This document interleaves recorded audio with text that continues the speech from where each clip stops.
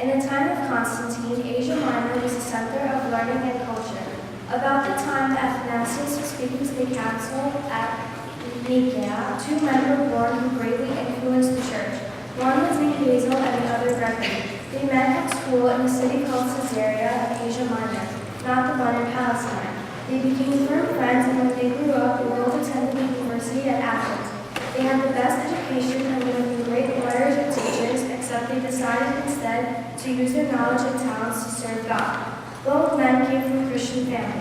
Basil's mother became a nun and invited other women to join her at a beautiful estate on the shore of the Black Sea.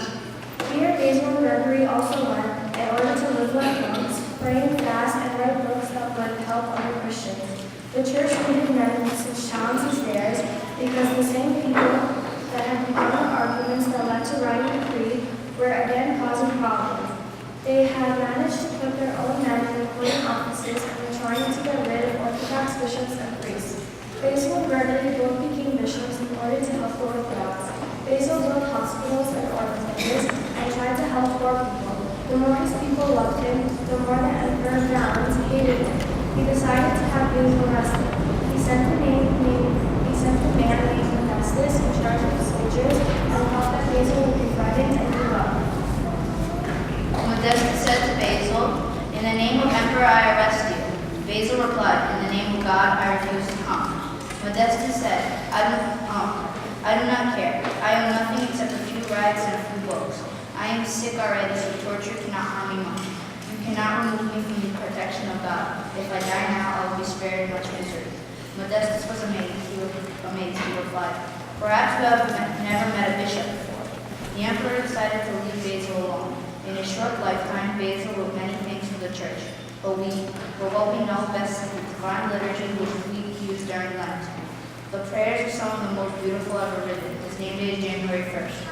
Gregory became Archbishop of Constantinople, where he preached some of the finest sermons ever spoken in defense of the Orthodox faith. He is remembered on January 25th in our church. Saint John Chrysostom. John was a younger friend of Basil and Gregory. He was a monk and lived a holy life. He preached in Antioch, where people were so moved by his word they called him Christosomos, the man with the golden mouth.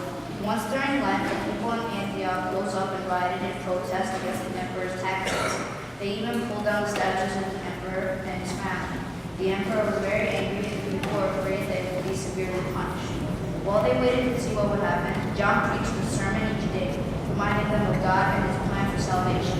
The people listened with such attention that they did not even notice when the thieves stole money from their pockets.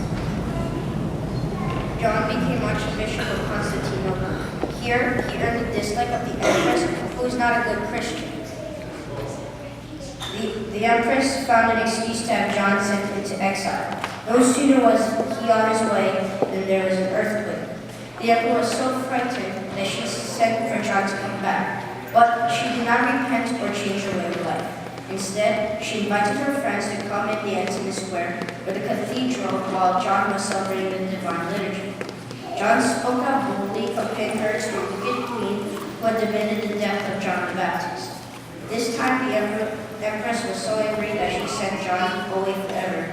He was in exile in the farthest part of Asia Minor, where there is nothing but desert and mountains. When she heard that John refused to be discouraged and spent his time writing inspiring letters to his friends, she insisted on sending him on a long journey even farther away. The journey was such a hardship, and John suffered so much from heat and cold, hunger and thirst that he died. His name day is November 13th. No one remembers the wicked Empress except for her cruelty to John, but John lives for us every time we are in church attending the divine liturgy. The service that we see in here that takes us away from our daily cares is the one that Basil and John prepared for us many centuries ago.